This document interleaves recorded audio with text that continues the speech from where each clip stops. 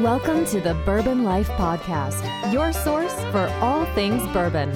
Join your hosts, Mark and Matt, as they drink and review bourbons, share news about upcoming events, interview the who's who in the bourbon world, and, most importantly, bring you along for the fun of living the bourbon life. Now, here's your hosts, Mark and Matt. All right, everybody, welcome back for another episode of the Bourbon Life Podcast. I'm your host, Mark, and with me, as always, is my good friend, my toboggan-wearing buddy, Matt. Matt, how you doing over there tonight? Mark, man, I'm doing great. I am doing great. How are you doing? How are you?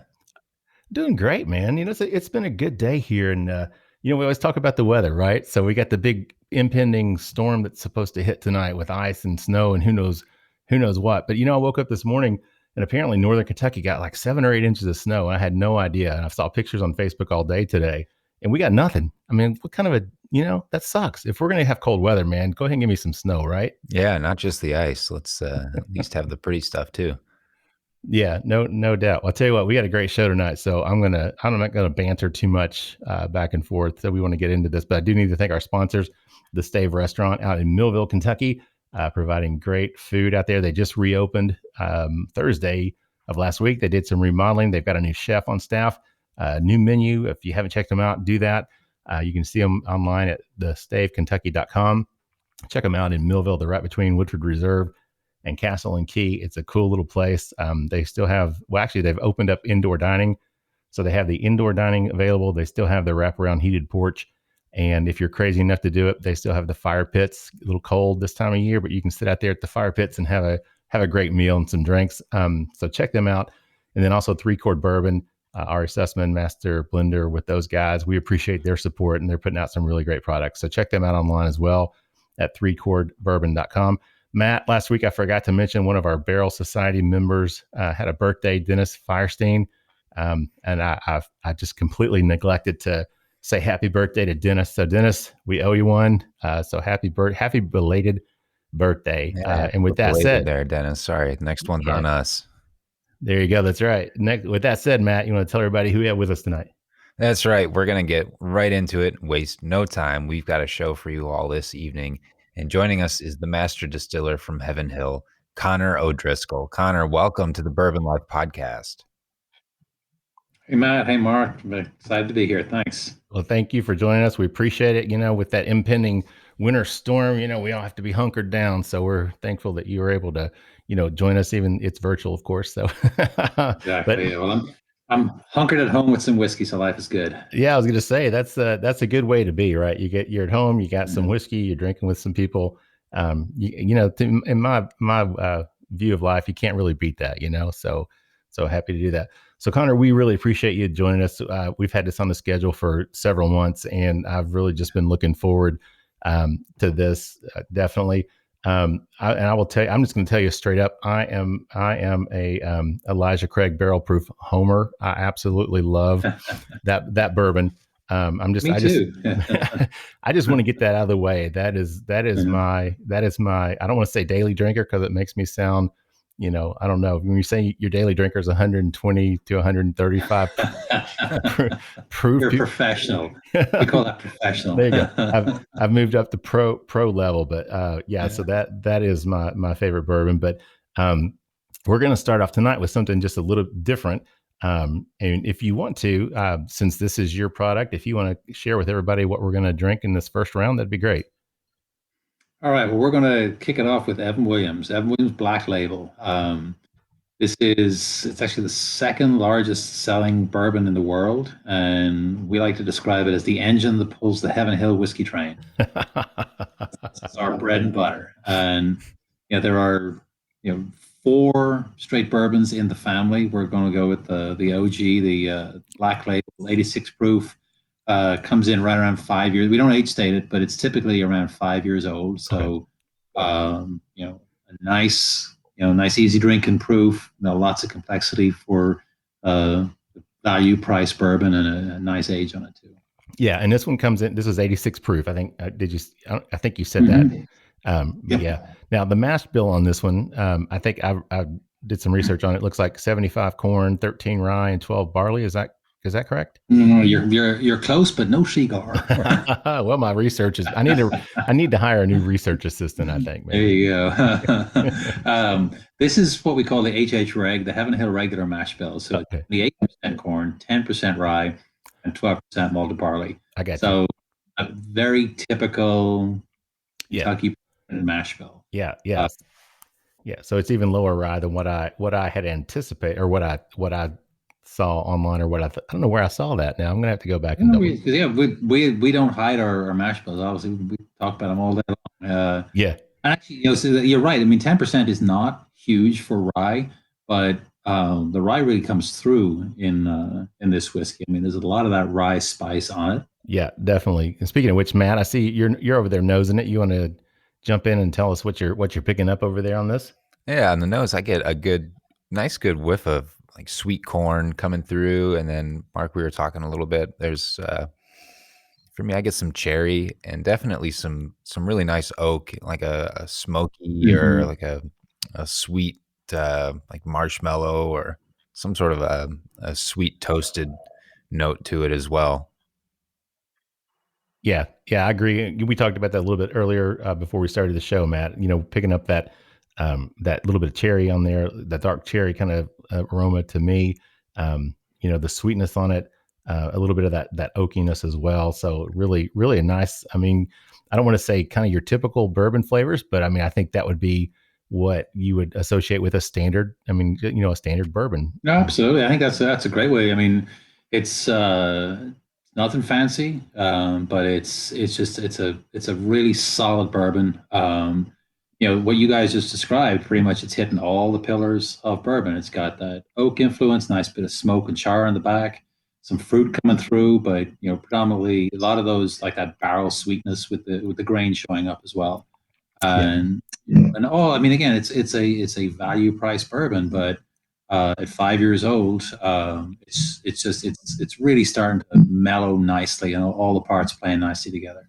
Yeah, definitely. So before we jump into the palate and everything, Conor, let's just take a minute or two or 5 or 10 or as long as you'd like, because you've had a really interesting background and past your experience that really led you to where you are now. I mean, people know your name, people know who you are, but we want to know the man. So all the dirty laundry, right? Yeah, there you go. Can you tell us a little bit about that? What's your history and your experience and how you got where you are now? Sure. Well, Conor O'Driscoll, surprisingly, is Irish. Yeah, they put an Irishman in charge of the whiskey. Imagine that. Yeah. So I grew up in Dublin. Went to school there. Got my degree in chemical engineering. I was hired by Pfizer. They have a big plant in the south of Ireland. I got to say there was a certain amount of reflected pride when they were first to market with their COVID vaccine. I was like, I used to work with those dudes. They're still cool.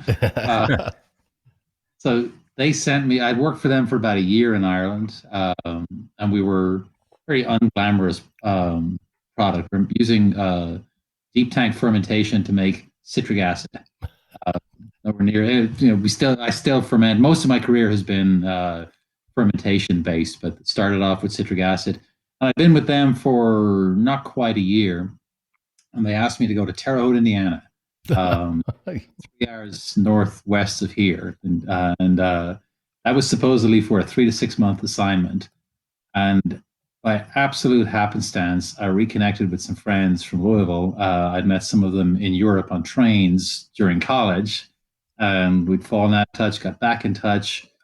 Pfizer asked me to go to Terre Haute next week, type of thing. And I wrote an actual letter because this predated email. I hadn't been in Terre Haute for a week, and they called and said, come on in for the weekend. So that was kind of my introduction to Louisville. And about 4 months into the assignment in Terre Haute, Pfizer asked me to stay. And the decision boiled down to I was having so much fun. The job was great, but I was having so much fun in Louisville that I was like, you know what? I'm going to stick around as long as it's fun. If it quits being fun, I'll go back to Ireland. And that was not quite 31 years ago. Happy to say I'm still having a lot of fun. Yeah, that's awesome. Yeah, so that's what got me to the US. And like I said, was coming down to Louisville on the weekends and the holidays, and stayed in Terre Haute for 6 years. And it was not a 6-month assignment, right? Yeah. It's funny you say Terre Haute. Real quick, I was just going to say, when I was in high school, one of the first schools that ever sent me letters to try to recruit me as an academic student was the Rose Holman Institute, which I believe is conveniently located there in Terre Haute, Indiana. Just north of town, yeah. And actually, most of the guys I worked with were Rose Holman grads. Yeah. I know a lot of them. That's funny. Yeah, and school's got a great reputation. Yeah, they had a great recruit. They had a poster they sent me. I'll never forget it. It was so funny because they had taken a picture of a guy on skis, but they had done it at an angle. Of course, I guess, Indiana is flat, obviously, right? Yes. So they tilted it to make it look like he was on a mountain, and it said Ski Terre Haute, which I've seen that poster. Yeah. I know. Yeah. I know exactly what you're talking about. There was a bookstore in town. I knew the guy who owned it, and I was like, man, I want that poster. You can't have it. So that was one of their recruiting tools, and I got a kick out of that. So yeah, that was funny. So I'm sorry to interrupt you, but I just wanted to share. That's all right. That's a good story. That's a good story. So 6 years in Terre Haute, and then I quit, and I by this point I owned a Harley. So I spent the summer of, what was it, 96, riding it across the country. And in about 7 weeks, I was in Mexico, Canada, and 23 states in between. Rode 11,098 miles. Wow. That's a big ride. That's a lot of riding. It is. It was great. It was fantastic. So on that ride, then I stayed with a friend in Colorado, and she asked me to house sit for her for the weekend, or for the winter. Because she worked in the movies, and if you remember the movie The Truman Show with Jim Carrey, it was a set dresser on it. So she got hired while I was staying with her on the bike ride, and said, "Will you house sit for me?" And being an unemployed motorcycle bum, I was like, "Sure, I will." From being a motorcycle bum to being a ski bum. So then that winter, I was a ski bum. Nice. And came back to Louisville for Derby, and met my wife. Wow. Yeah. So that's what got me to Louisville. And then I worked for an engineering firm for another 6 years. And I'd always said if it quit being fun, I would go back to Dublin and get a job making Guinness. And pretty clear I wasn't going to go back to Dublin anytime soon. So that was round about 92. I started knocking on bourbon doors because, like, if I can't make Guinness, this bourbon thing seems kind of cool. I mean, it's not 92, 2002. So knocked on doors for a solid 2 years, because in 2002, there was no bourbon boom. Right. There were podcasts. There was no bourbon, or very little bourbon tourism. And it kind of appealed to me. I said, this thing, it's fermentation based, which I'm clearly into. Sure. I was beginning to get a good appreciation of the product. I liked the science of it, the history of it, the art of it, the connection with Kentucky history and U.S. history, et cetera, et cetera. So in 2004, then Brown-Forman hired me. And to give you a measure of how the industry had changed, the previous person hired into that role was my boss at the time, and he had been hired 26 years prior. So that's how slow hiring was in 2004. Was that Chris? No, it was Glenn Glazer. Glazer. I got you. But Chris at the time was assistant master distiller to Lincoln. Lincoln was still there. Right.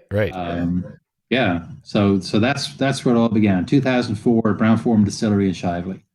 Nice. It's been a ride since. Yeah, I was gonna say. So you went from there, and then you went from Woodford, and then where else you went? So yeah, 5 years in Shively at Brown-Forman Distillery. And then they sent me out to Woodford, and now 10 years out there. And that was, perfectly timed, because, if you look back now, yes, the boom probably started somewhere around about 2007, 2008. The first ripples of what became the boom probably started right around then. So I went out to Woodford the end of 2008, the start of 2009. Of course, the economy tanked. Well, that's what. Yeah, I was going to say that's right. Right as the economy tanks, that's kind of exactly. And Woodford, of course, being one of the few at the time super premium bourbons. Right. They're like, crap. That's the end of this brand. Yeah. But it it bottomed out for the first couple of months, and then it came roaring back. And I don't think it stopped since. Wow. So, um, 2009 till 2000. When did I leave there? 17, I think. Yeah. So it was 8.5 or 9 years out there. Okay. And left there summer of 17 and joined Angel's Envy.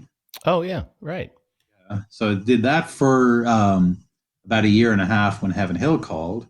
And honestly, the first thing I said was, yeah, no, thanks. I got a good job. I just made a big move, da. And as soon as I hung up, I was like, ooh, that might not have been the right answer. Oh, and I told my wife, and she goes, that wasn't the right answer. Call him back and apologize. Just call him back and apologize. Luckily, they called back, and I was like, yeah, maybe we should talk.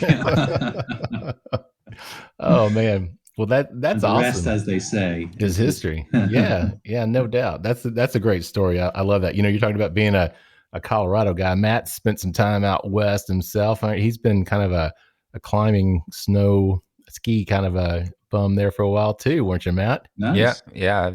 I've seen a fair amount of Colorado and the western half of the U.S. as well. Nice. I love that part of the world. Mm-hmm. I'm going to have to get out. It's sad. I've never been I've been out to California, but I've never, driven through or stopped in between. So I need to get out there and check that out. You do. Definitely. I mean, there's a group of my buddies, the first week of September now, every year for the last, this will be year either 19 or 20. I think it's 19 that we've spent Labor Day week climbing in Colorado. Occasionally we'll go to Utah, but most of them are climbing in Colorado and just getting back in the wilderness, getting off the grid, being gone for a week. Yeah. Look, Matt's eyes are getting. I'm missing it. It's fantastic. It's fantastic. All right. Well, speaking of getting back to things, Matt, let's get back to the Evan Williams. What do you pick up on the palate on this one? It's got a lot more flavor than I was expecting from just a good flagship bourbon. It has a really did not nice pay him to say corn. It's what I mean is it's more complex. It's there's something in here that I think people with a very sophisticated palate and people that are just getting into bourbon can like both alike here. And so it's got a really, that sweet corn comes through again, and I'm picking up again on the cherry is in there, and the toastiness. But you were right, Connor, about the rye coming through. It's got a really nice little peppery, spicy finish on it. Baking spices come through on the tail end with it. That I'm really appreciating. Yeah, I agree, Matt.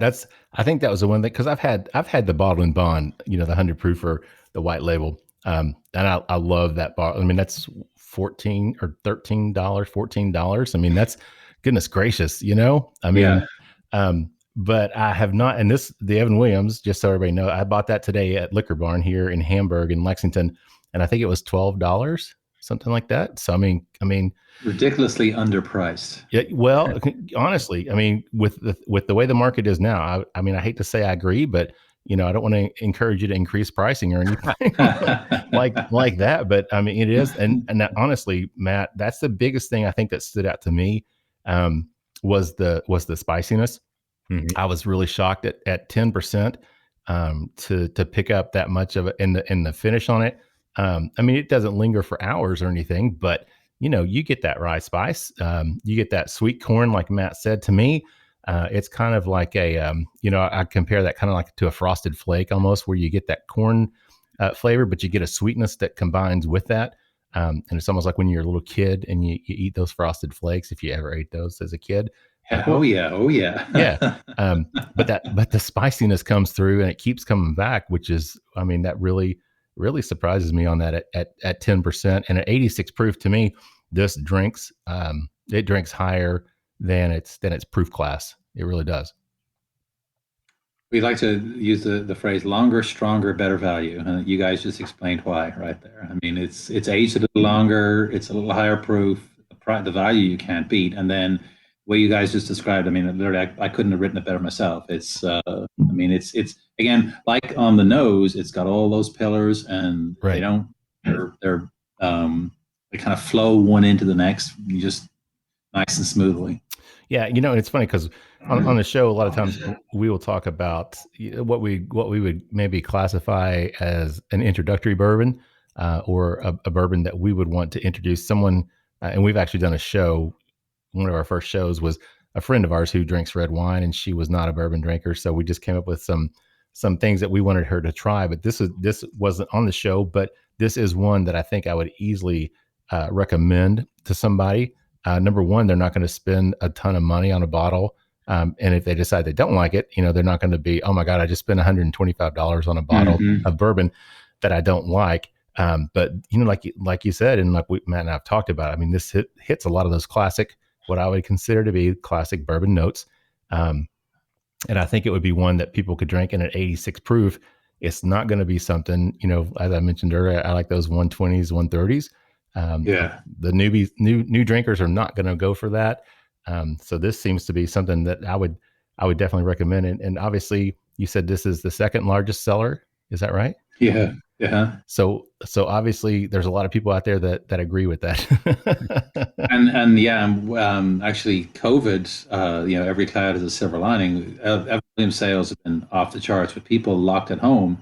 I mean, they want bourbon they know, they trust, that they can enjoy without having to spend a fortune on it. So sure. It's kind of been one of those, not to downplay the pandemic, but it's kind of been a little bit of a silver lining for us. Sure. And I'm sure amongst the married people that are bourbon drinkers, sales have even skyrocketed even more because you're not married people, parents. Parents for sure. I can't imagine. My kids are fortunately grown and gone, and not trying to homeschool them. I could not imagine trying to do do that right now. We should drink a toast to those. We'll drink a toast to all those people. To all those good people. Luck to you all. Yeah, good luck. No doubt about that. Well, Conor, I'll tell you what, we are actually at the end of the first round here, so I think it's probably a good place to take a little quick break. Get a word from one of our sponsors. But before we do, anything else you want to add about the Evan Williams that we're just drinking? Nothing we haven't said. I mean, again, just it's a great value price in the way you guys describe it. It's big, it's rich, it's bold. It's great. We're drinking it neat here. It makes a really nice Manhattan and other cocktails too. So don't overlook it. Yeah, it's funny because I was thinking with that spiciness of the rye, I was thinking how this would taste in an old fashioned, because I like to be able to taste my whiskey. And if it's too sweet, then you lose it behind the simple syrup. You don't really get to pick it out as much. I think that's one, even at 10% rye. I'm really surprised at how much I feel that rye spiciness on my palate. So Matt, what about you? Final thoughts on that one? I think this absolutely over delivers for its price range. It's packed full of flavor. It's Mark, I think you really hit it right on. I think with a lot of what you were saying with kind of the frosted flakes, but then the finish on it is just got this really, really nice spiciness that's not overpowering, but it definitely opens up the palate and lets you know that there's more to it than just corn and oak. It adds a layer of complexity, and I think again this is a great place to introduce people to bourbon. I think it's one that drinks and punches way above its price range. Yep, I would agree with that, Matt. Sorry. So 2 thumbs up for me on the Evan Williams. And I think 2 thumbs up from Matt, it sounds like, as well. So with that said, I think we'll take a quick break, get a word from our sponsor, and we'll be back. And Conor, for some reason, every time I say your name in my head, I keep saying Connell because the O'Driscoll. So I'm going to say we're going to be back with Conor. I'm going to have to stop and really enunciate. Pause and think about it. Yes, with Conor O'Driscoll, the master distiller, Heaven Hill. We'll be back in just a minute. Thanks. Hey, Bourbon Lifers. When you're out hunting for those hard-to-find bottles or just enjoying the distilleries of Central Kentucky, you're going to work up an appetite. And when it's time to refuel, we suggest that you visit our good friends Rebecca and Eric Burnworth at the Stave Restaurant.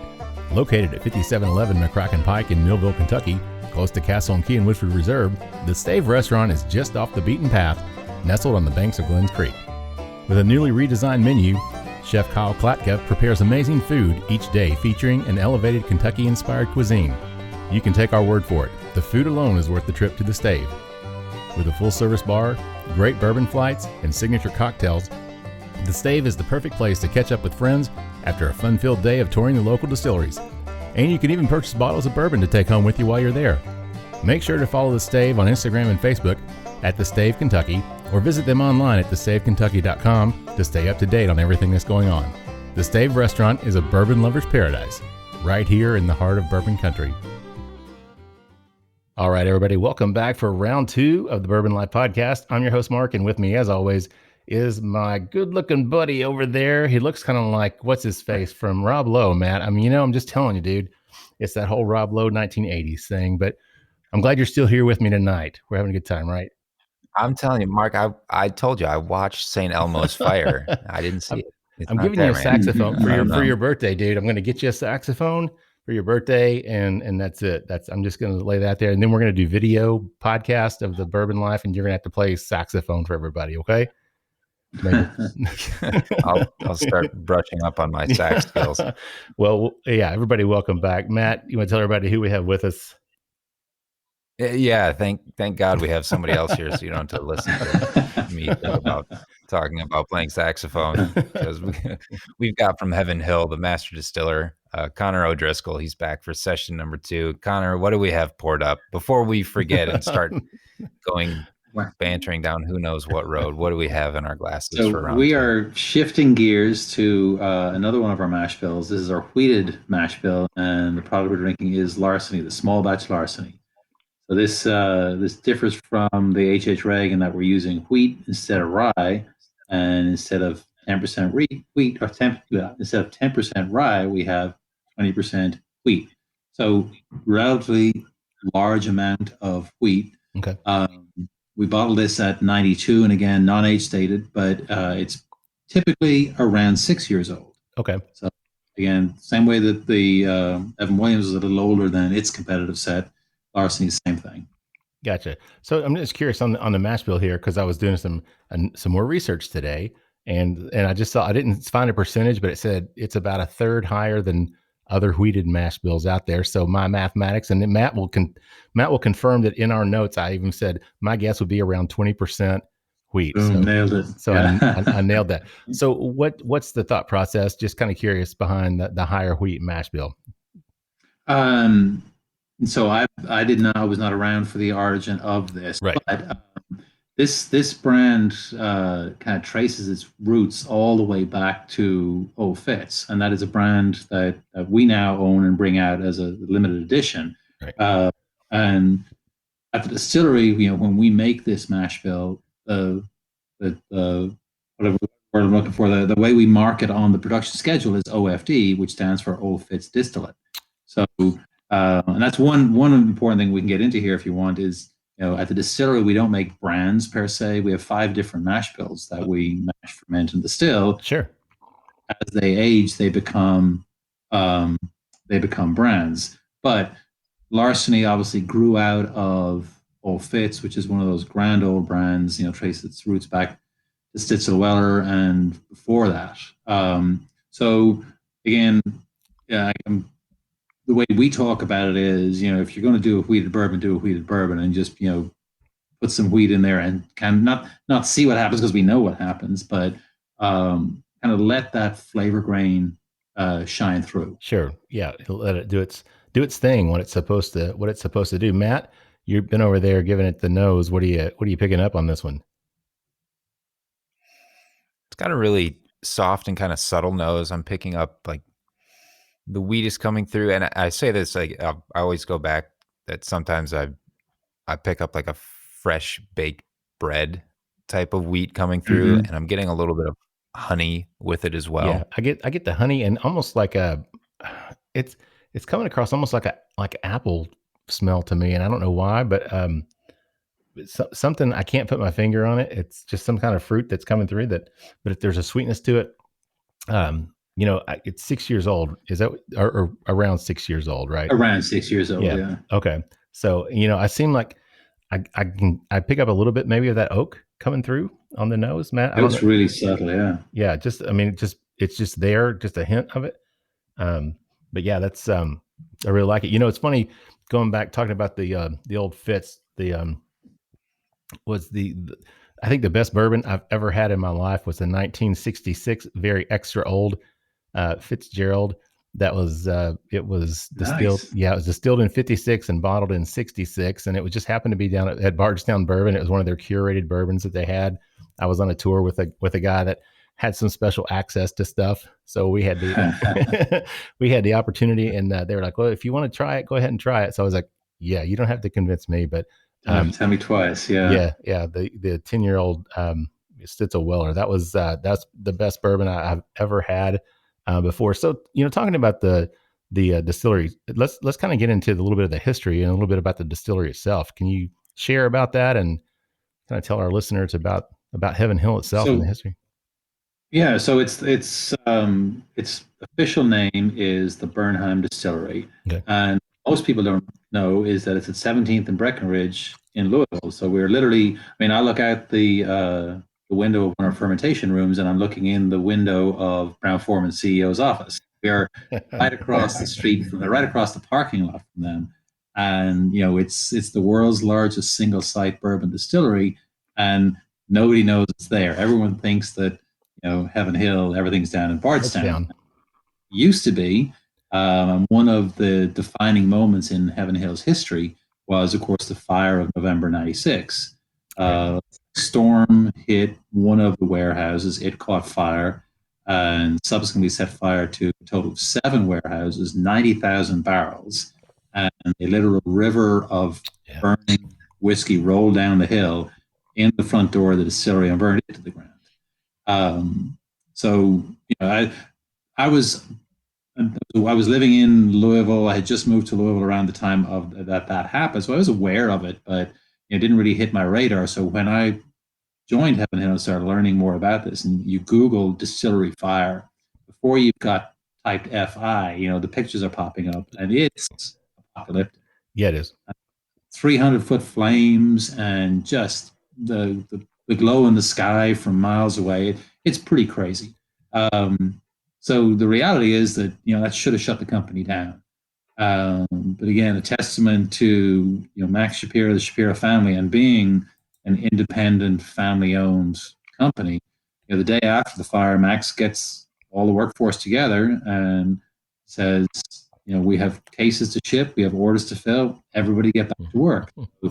Nobody lost a day's pay. Nobody got injured in the fire. And one of the most beautiful parts about the whole thing is then Four Roses, Brown-Forman, the other legacy producers called Max and says, "What can we do to help?" Yeah. And Brown-Forman started producing for them, and one company sold us aged product, one company sold us warehouse space, one company sold us made whiskey for us. So kept things going. And tying this into my history, when I was hired by Brown-Forman, like I said, in 2004, most of the whiskey we were making was for Heaven Hill. So the contract was still in place, and Brown-Forman at the time had the production capacity to also make whiskey for Heaven Hill. So it's no big stretch to say that if it wasn't for Heaven Hill in 2004, they wouldn't have needed to hire Brown-Forman would not have needed to hire me. So thank you for Heaven Hill then, and then they hired me again in 2019. So thank you twice. Yeah, yeah, it's funny how things work out like that, isn't it? It's pretty crazy. Yeah. Yeah. So they that was 96, and then in 99 we bought what is now the Bernheim Distillery from United Distillers. They were busy becoming Diageo, and they sold us the distillery, and it was probably about a quarter or maybe a fifth of its current size. And we have added on. It had 5 fermenters when we bought it. We now have 17 fermenters. It had 1 still. We now have 3. So we produce over 1,400 barrels a day. And we do that 24/7, 48 to 50 weeks of the year. Wow. We are a large, we mill over 1 million pounds of grain a day. Holy cow. Yeah. That's just crazy, and because I was reading some things, doing, like I said, did my research and saw some numbers and things. And I was just absolutely amazed. And that's all that's taking place in downtown Louisville. That's where you Yeah. guys are distilling, and nobody know. And I'm going to be honest, I didn't want to admit this, Connor, but I thought everything happened in Bardstown. I really did. It's just, cause I don't usually sit around and research the distilleries themselves. And I've been down there, I've purchased things at the distillery itself. I see the rick houses down there and just assumed that's it. I've got a friend that's from Bardstown, and we always talk about Heaven Hill and Bardstown. And honestly, it's just one of those things. I don't think a lot of people, like you said, realize that downtown Louisville is where the distillate's being made. So that's crazy. It's crazy, isn't it? It's crazy.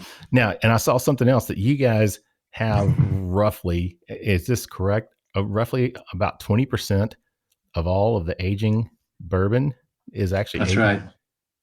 Right. We own it. So I was doing an interview a couple of weeks ago, and I was saying that we have 61 or 62 warehouses, and Lauren Cherry, our communications manager, interrupted me. He says, "Actually, we're up to 63." So I can't even keep up with how many warehouses we have, but we now have 63 warehouses.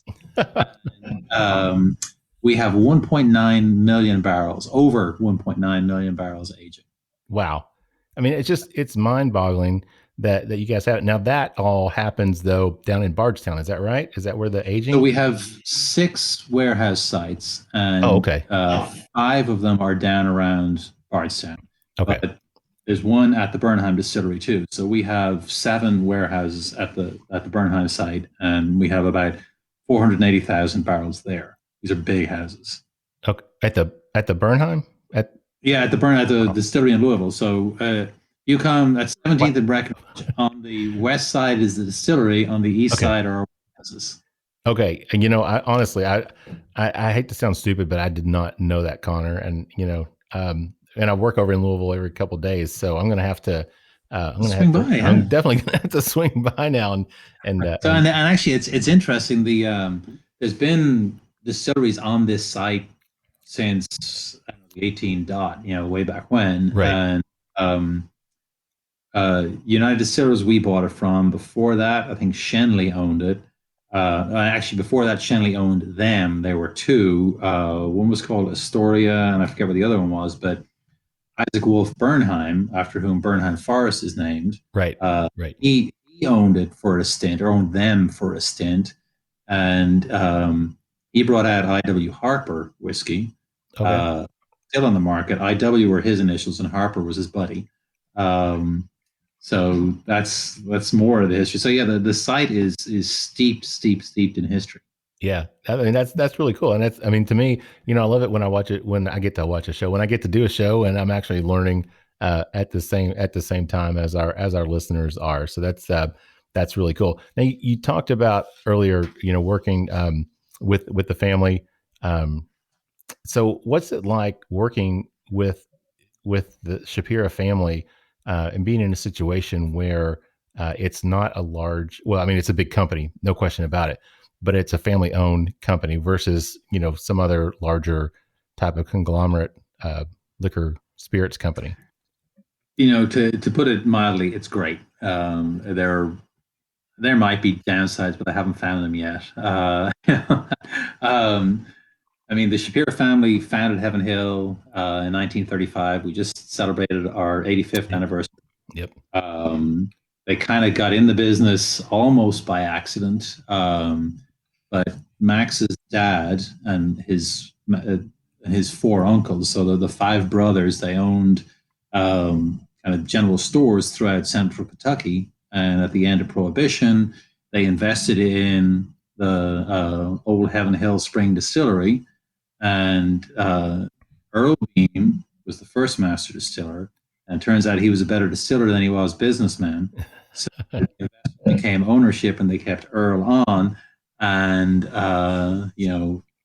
then ultimately Parker Beam became master. He was master distiller for 56 years. And Craig, then Denny, then me. So I'm actually the 7th master distiller. But Max is the second generation of the Shapiro family, and then his daughter Kate, her husband Alan, and Max's son Andy are the third generation of the family. And I had a phone call with Max this morning. We're just more or less shooting the breeze. And Nice. there's, in other companies, there are, between you and the decision maker, you want to do something, you want to invest some capital, whatever. Between you and the decision maker, there's probably 10 layers. Right. And their job is to say no. The job of every layer is to say no. But you can have a conversation with Max, and he's going to push back, and he's going to ask the good questions and make sure that you're spending his money wisely. But it allows us to be a lot more nimble, to be a lot more flexible, to move when we need to move and spend money where we need to spend it. Yeah, because you guys are definitely doing some expansion and growth, kind of like crazy. It's like anytime I'm down there, referring to Bardstown, obviously, there's just always new buildings, new stuff, new things, new everything going on there. And we can talk some more about that in the third session. But yeah, but that's great that you guys have that you have that ability, because you're actually, some things that I read. You refer to yourself not just as the master distiller, but you're actually the distillery manager as well. So can you kind of tell people the differences and the similarity, what those two roles actually entail? Sure. So, if you look at my business card, it says distillery manager / master distiller. So the first job is running the distillery. And, I am, we talked about the family ownership and how great that is, but that kind of ethos is throughout the whole company, and the team at the distillery is a great example of that. Second shift are there right now. They're working hard. They're making great whiskey. They'll be relieved by third shift. Third shift will be relieved at 6 a.m. by first shift, and the clock will roll around again. And, we are, every one of us, craftsmen and craftswomen, care deeply about what we do. And I think everyone there is just as passionate about making whiskey as I am. So it's kind of my job to, kind of guide the ship, if you will, help them make good decisions. And then master distiller part, I guess I got that because I have some experience in making whiskey. And then, so it's obviously master distiller title tends to be more synonymous with this type of thing, the face of the talking about the meeting and all that, which I thoroughly enjoy, by the way.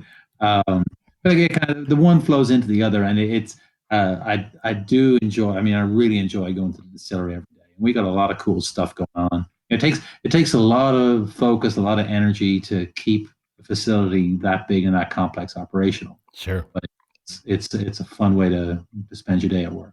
Oh yeah. I can only imagine. But it's funny how many chemical engineers that we've talked to that end up being master distillers. We run the world. Yeah, it's really funny. That's like a precursor to becoming the master distiller, or someone that's an attorney like myself that decides they want to buy or start a distillery and you guys finance it, we run it. There you go. Oh yeah, that's great. So you mentioned some of the master distillers that came before you, and I guess there's some people out there that don't understand or realize that Heaven Hill with the Beam family, that there was that connection there. But there have obviously been I think you said you're number 7 now, is that right? That's right. Yeah. So coming into this position, because you've been there a little over 2 years, I think, is that right? Yeah. So happy anniversary. It's literally it's 2 years and maybe a week. I was going to say happy anniversary. Yeah, there you go. Thank you. So coming into that role, and now that you've been in that for 2 years, do you feel any type of? Is there any type of pressure, or is there any type just that you put on yourself, just knowing that you're following these footsteps? How does that translate on a daily basis, Conor? Oh my God, crushing pressure, yes.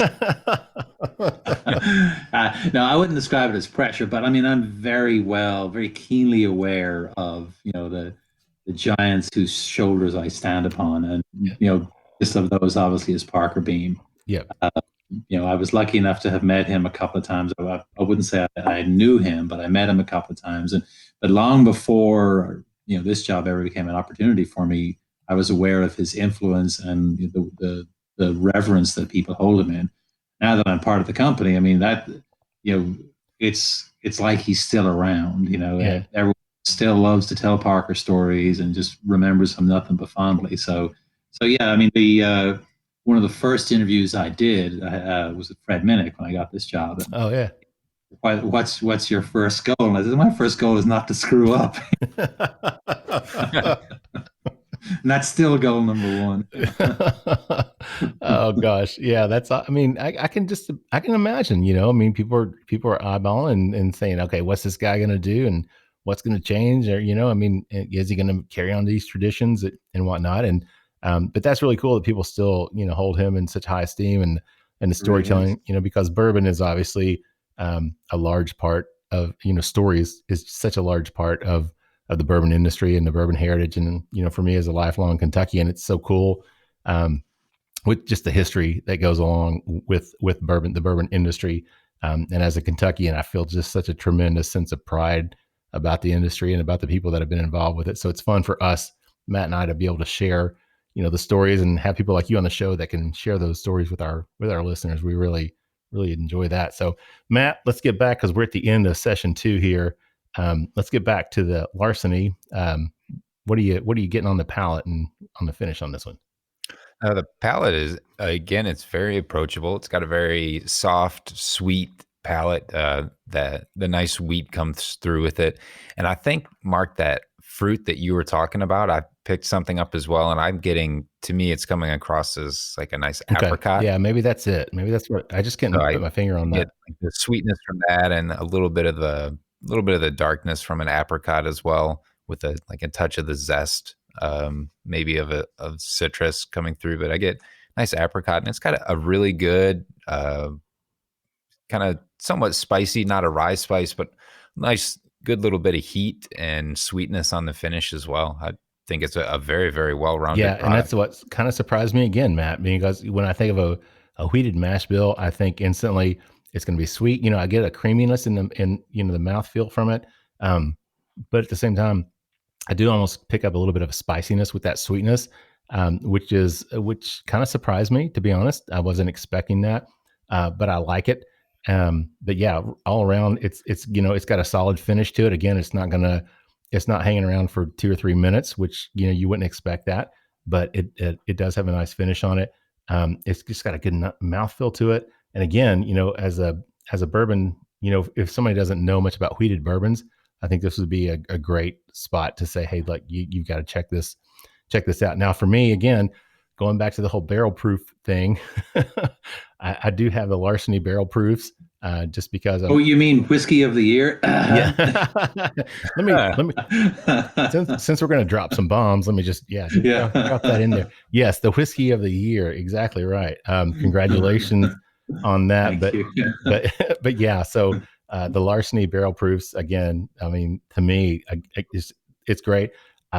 Well, we talked about that Elijah Gregg barrel proof, but yeah, the Larceny barrel proofs to me are just fantastic, no question about it. But this is a great bourbon as well, 92 proof.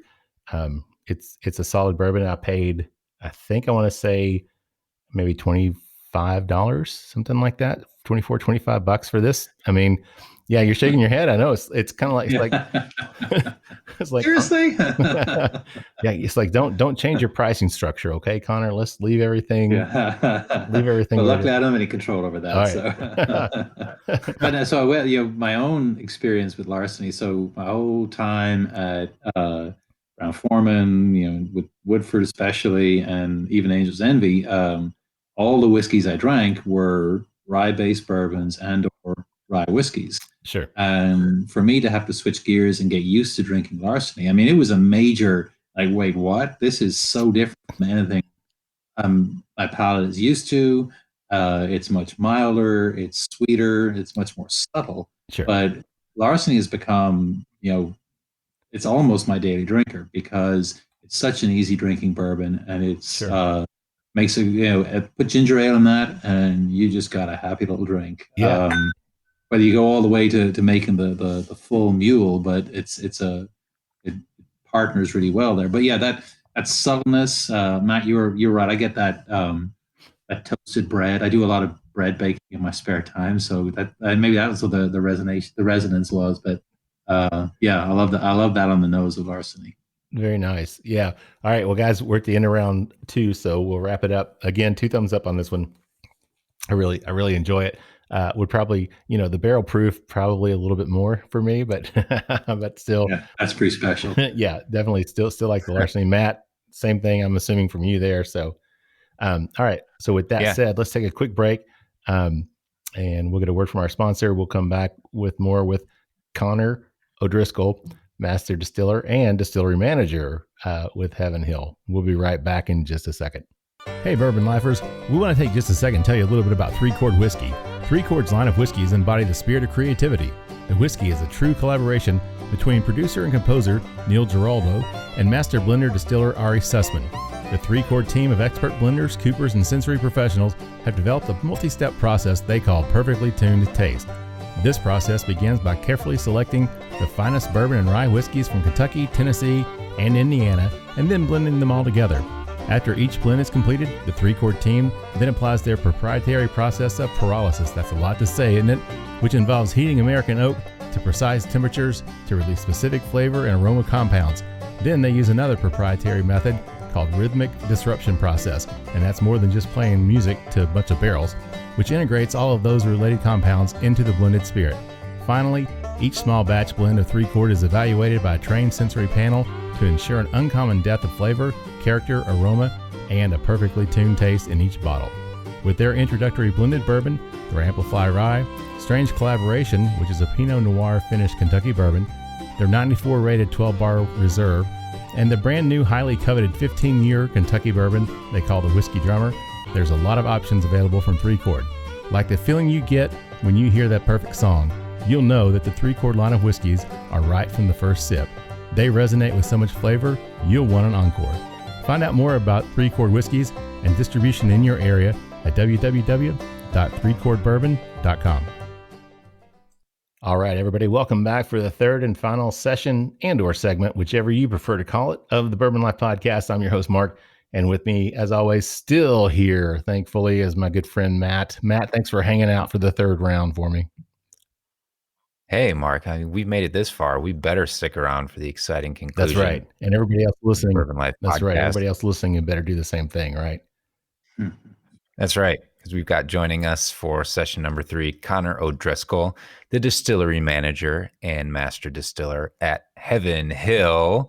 And Conor, what do we have poured up for session number 3? All right, so we're shifting gears again, but we are in a kind of a sideways way.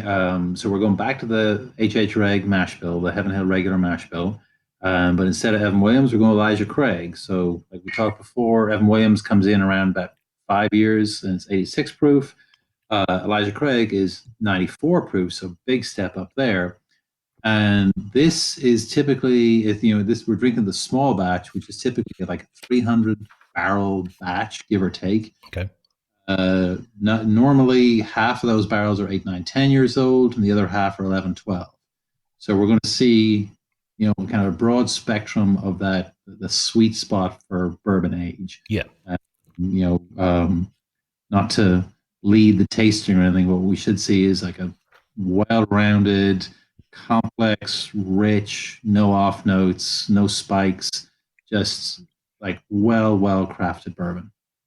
Yeah, that sounds good. So this is the same mash bill as what we had earlier, right? That's correct. That's what you said. Yeah, HH Reg. Yeah, 10% HH Reg. See, I use the industry slang there, the HH Reg. So look at you, Mark. You're on point.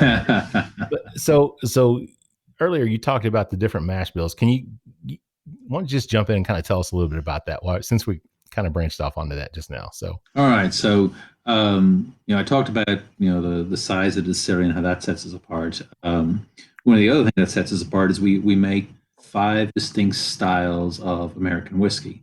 The one that makes up almost 90% of our production is HH Reg, Heave Hill Regular. It's a 78% corn, 10% rye, 12% malted barley, and that goes into Evan Williams, Elijah Craig, Henry McKenna, a whole bunch of other stuff. Then we make rye whiskey, which is 51% rye. Mm-hmm. Goes into Rittenhouse, Pikesville, and the new Elijah Craig rye whiskey. We make wheated bourbon like Larceny, but when we make it at the distillery, we call it OFD for Old Fitz Distillate. Okay. Most of that is Larceny. We keep some for special editions of Old Fitzgerald, or Old Fitz, as we all know and love it. And we make wheat whiskey, which is not a lot of that around, but there are not a lot of brands of wheat whiskey around. But ours is Bernheim, again, to honor both the distillery and Isaac Wolf, who founded the whole thing. And finally, we got corn whiskey, which most people know as mellow corn.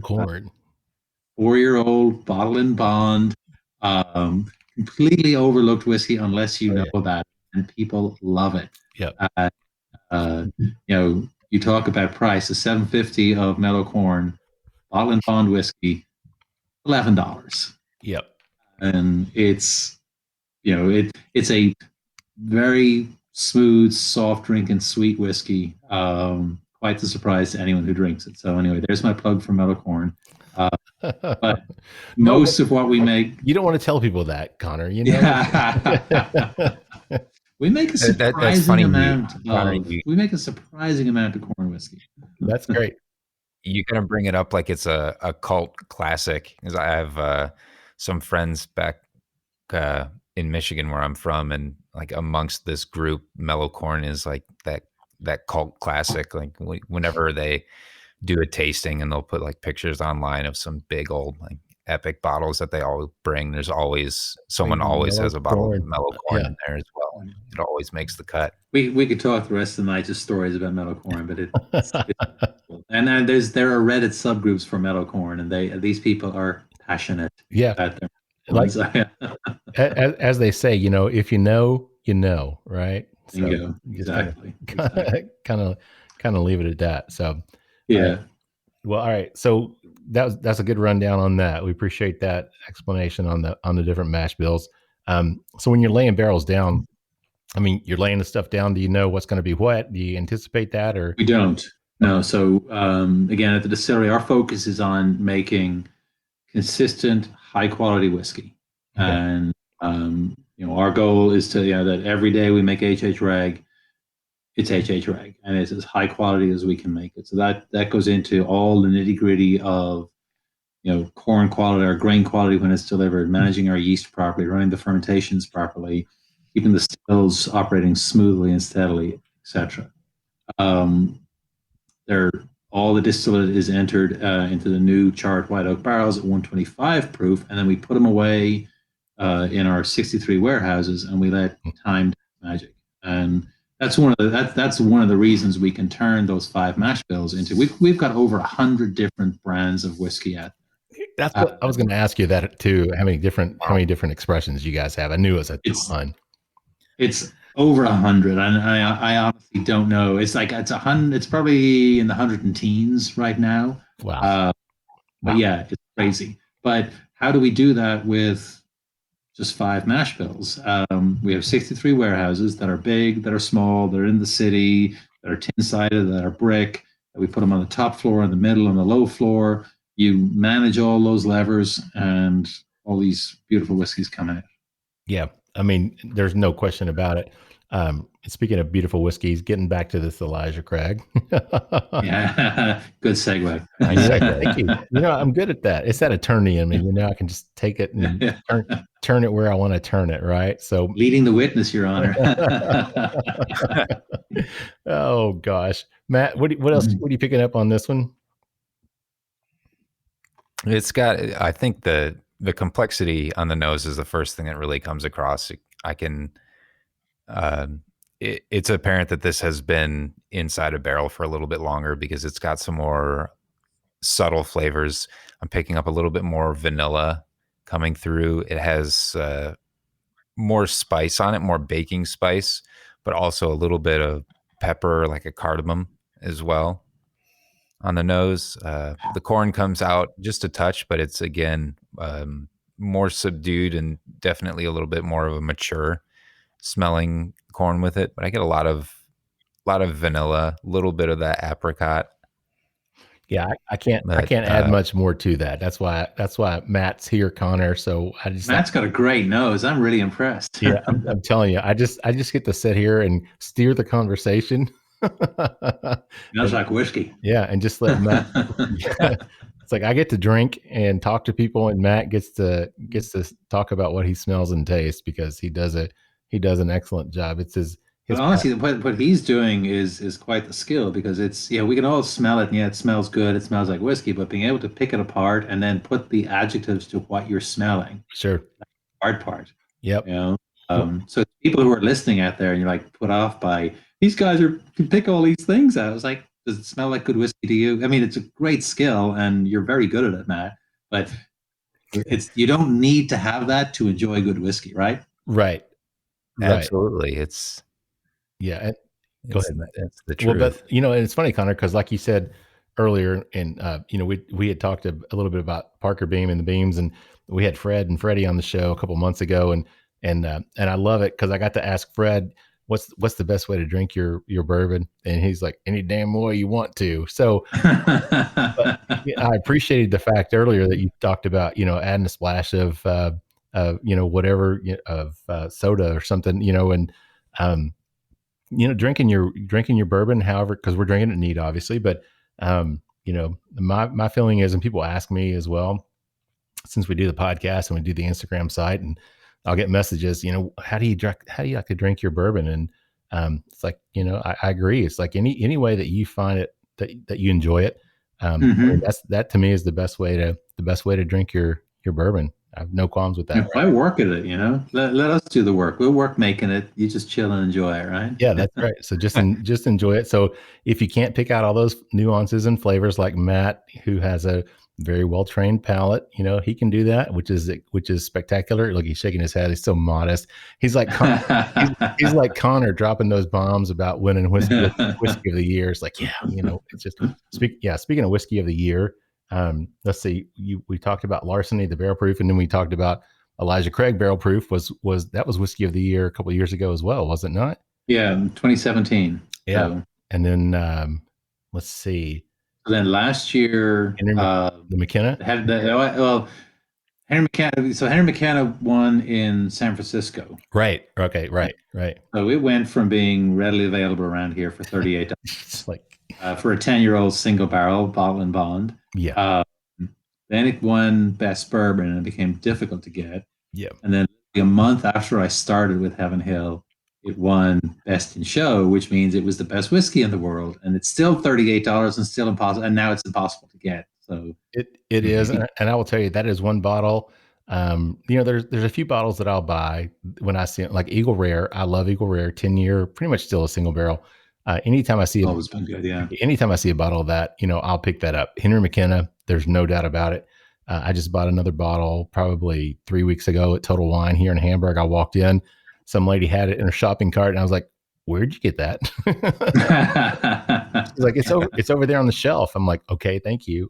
So yeah, so I'm building up my stock of Henry McKenna 10-year-old. So that's great. But talking about the distillery and things, you guys do some, I don't want to say experimental, but I mean, you kind of doing some different things. We talked during the break a little bit. I had picked up, I drove down to Bardstown and last year and was able to pick up the little hand grenade, the beer barrel finished Elijah Craig, which was really, really cool. And you did a tasting, actually, I believe, just a week or so after that was released. I got to participate in that online, which was a lot of fun. So that was a fun event. That was. Yeah. Can you talk a little bit just about the things that you guys are doing? I mean, you've got the 5 mash bills, but you've got all these hundreds of different expressions. So, I mean, what else are you doing, and what things are you guys looking at in terms of differentiating your product and things? So, obviously we're continuously innovating and trying to figure out cool things to bring out. And one of the, we can innovate with finishes and ages and do it on a small scale. So there are literally people who line up at the Bourbon Heritage Center in Bardstown every morning. Oh yeah. I thought it happened once in a while, but literally every morning at 8:30, there are people in line to see what Heaven Hill is selling today. Oh yeah. And those are where kind of the one-off experiments might come out. At the distillery, it's a little more challenging because our fermenters are 124,000 gallons each. So that's of our unit of measure is one 24,000 gallon beaker. But even with that, I mean, we have a a program we call Grain to Glass, where we're sourcing like ultra local grain. We have some fields around the Heaven Hill site in Bardstown that we work with Beck's Seed Company, which is another family-owned third-generation company. We work with some of our neighbors who happen to be farmers who grow corn, wheat, and now we're working closely with Kentucky farmers to bring back Kentucky rye. And then we make these innovative mash bills out of them. So we have a high rye bourbon that's like 63%, or I forget how high it is, 20% rye. We have a high wheat bourbon that's, I forget, it's 35% wheat, I think. And then we have a high rye, or as they say in Kentucky, a high rye. and it's up in that's the 63% rye. And so we do innovate on that. We do barrel finishes. We work very closely with one of our cooperage partners, Independent Stave, on the Elijah Craig Toasted Barrel, which we brought out to great acclaim just last year. Yep. So we're always tinkering, and it's a fun way to play. Oh yeah. That toasted barrel was really good. I was able to get a bottle of that. My Elijah Craig collection, Conor, is it's pretty substantial. I sent Matt's from Michigan originally, and he goes home for Christmas, and this past year I was like, here's some money. Would you please just pick up every bottle of barrel proof Elijah Craig that you can. You go 2 states away and they don't know. I mean, honestly, that's the thing, and one of the guys I work with was out in Colorado maybe last year sometime. And so I can't remember where he was. And I told him, I'm like, well, check out this liquor store, just check them out because they have some stuff that you can't find in other places. So he texted me back. He's like, yeah, but he's like, all I could find was like this Elijah Craig barrel proof. And that was, I'm like, what more could you want? I mean, exactly. Buy them out. Goodness gracious, buy them out and bring it back with you. I'll gladly take that. So now you guys, because I've been down to the distillery, or down to I say distillery, I've been down to Bardstown. The Bourbon Heritage Center. The Bourbon Heritage Center, yes. I mean, the growth and expansion things that you guys have going on down there, it's pretty crazy. It seems like there's always new stuff everywhere. Can you talk a little bit about what all you guys have going on now and where it's going in the future? Sure. Well, the Bourbon Heritage Center, I mean, we had a really nice visitor center, and you could come down and get some history, and there's retail and get a tasting. And it was really, I mean, visitors, tourists love it. It was always busy, but it had, the visitor volume had outgrown it. So rather than just expand, we're about halfway through an incredible expansion, remodeling, redesigning, and where it is now, it's like I said, it's probably a little more than halfway. But I'm into the retail space, and we have 3 new tasting rooms that they're kind of different eras of the distillery. One is focused on Larceny, one is focused on Elijah Craig. One kind of its design elements come from the distillery, so the same lettering that we use on the stills to identify,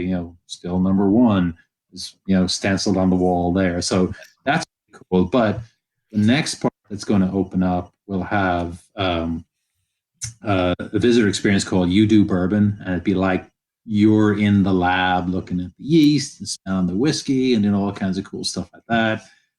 There's going to be a rooftop bar. There's going to be a restaurant. It's going to be spectacular. So again, I don't want to call them our consumers, our fans, love coming to Bardstown, and they stand in line, and we're going to build them this palace so they can come visit. So it's going to be pretty cool. Yeah. Right across the street from that, we literally just opened within the last month or 6 weeks, this brand new warehouse. So we took down one of the old warehouses and built this brand new one, and the north wall is solid glass. Solid glass. That's beautiful. And so when it's lit up at night and you see it, it's spectacular. During the daylight. I did a tasting in there last Wednesday, and it's kind of cool. Because usually the warehouses are kind of dark. Right. It's got this wall of glass, and it's pretty awesome. Yeah. So we're doing stuff like that. At the distillery, we are making as much whiskey as we can, and again, trying to maximize. This is where the engineer in me comes out. Maximize production and continuously improve and drive quality and drive safety and drive consistency. And just keep up with, because everything we make today, as soon as it will be in a bottle is 4 to 5 years, right, and might be as long as 23 years. So. Right. Yeah, that's what I was going to ask you. I mean, do you see, because it's funny, we had Harlan on the show last week, and, he was talking about laying things down and how they're doing the barrels. And, you talk to your sales guys and you're trying to predict, what's going to happen 15 years, 12 years, 15, 20, even 23 years down the road. So, I mean, do you see this continuing the way the bourbon industry has exploded? Do you see this going? Yes, he said confidently. Yes. Yeah, there you go.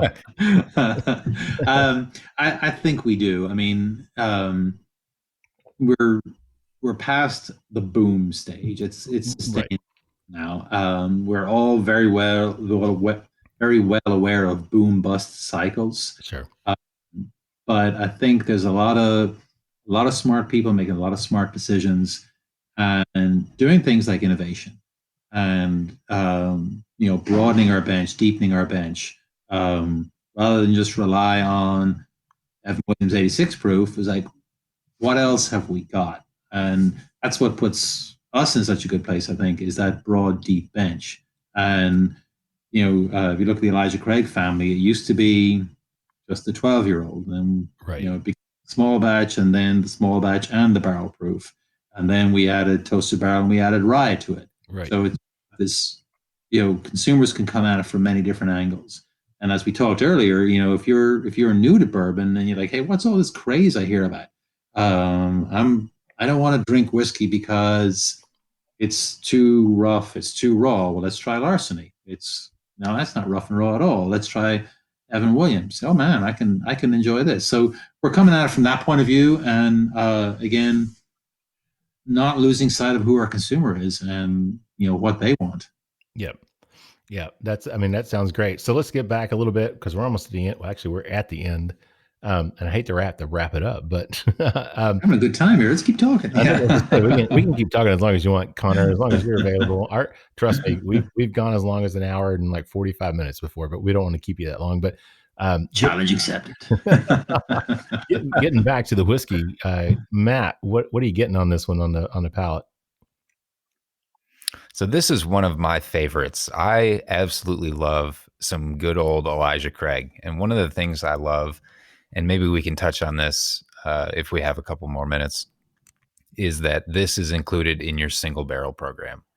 It's great to taste it at a small batch, but I think this is among one of the better, or if not the best, values in bourbon, especially when you can find it as a single barrel, because I've seen some of those 10, 12-year-old single barrels, and it's at the price point of usually right around $30, maybe $35 at that range. I think it is kind of the theme of the line here is undercharged, over delivered. And so this small batch is the same way, just in the regular offering, not just a single barrel. I get a lot more mature flavoring from the oak that's been in there. It's starting to come across a little sweeter, almost like a little graham cracker, or like a little bit of a like marshmallow, something toasty coming across on it as well. And the oak, from being in the barrel this long, the little bit more of age adds a little bit more complexity to it as well. I think I'm picking up more like vanilla coming across that way, and it's just got a really nice long finish. The rye spice comes across and just stays with the palate and provides a really, really nice finish with a lot of baking spice, a lot of like just a really nice crisp heat on the finish. I can't top that. And say what he said. Yeah. Everything Matt just said. Yes, I agree with that.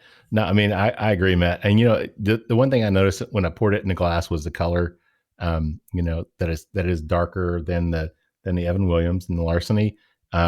It's just got a beautiful amber color to it. but the flavor on this one, it's amazing to me. But what you said, Matt, I mean, we can talk about the single barrel if you want to, Connor, but I do have a couple of those. As I think I have a Louisville Boat Club single single barrel Elijah Craig that came from Tom, my coworker, and then there's some other special. You got a couple special warehouses that people really kind of go nuts about as well when bottles come from that. So what's the story behind that? Well, it's true. Like I said, we have 63 warehouses, and some of them are newer, and obviously some of them are older. And Parker used to talk about the Deatsville site, which they're weirdly designed and they're kind of hard to get barrels in and out of. But that's beside the point. But they do make delicious whiskey. But the warehouse at the Bernheim site, which people kind of tend to turn their noses up at because these are big brick and concrete buildings. I mean, they're, if you come down 15th Street, Breckenridge Street, 17th Street, they loom over you. And we have 7 of them, and they're 12 stories tall, and blah blah blah. But they're kind of the ace in the hole, if you will, because they're just big, like I said, brick and concrete buildings. So they, people talk about maturing whiskey and how the heat of the Kentucky summer drives the whiskey into the barrel and drives the angel share, and then the cold, it sucks the whiskey back out again. And it's those extremes that really push the maturation. In the warehouses at Bernheim, because they're so big and because brick and concrete, it takes a lot longer for it to warm up, a lot longer for it to cool down. So you get this nice, soft, gentle maturation. And I was doing a tasting in Bardstown about a year ago, here in the before times, for wheated bourbon line, so Larceny and Old Fitz, and one of our special editions, is William Heaven Hill line. So there was a guy called William Heaven Hill after whom the area was called. So we bring out these one-off, weird little bottlings, and this one was a 15-year-old wheated bourbon. And honestly, when I got to this tasting, I had never tasted it before.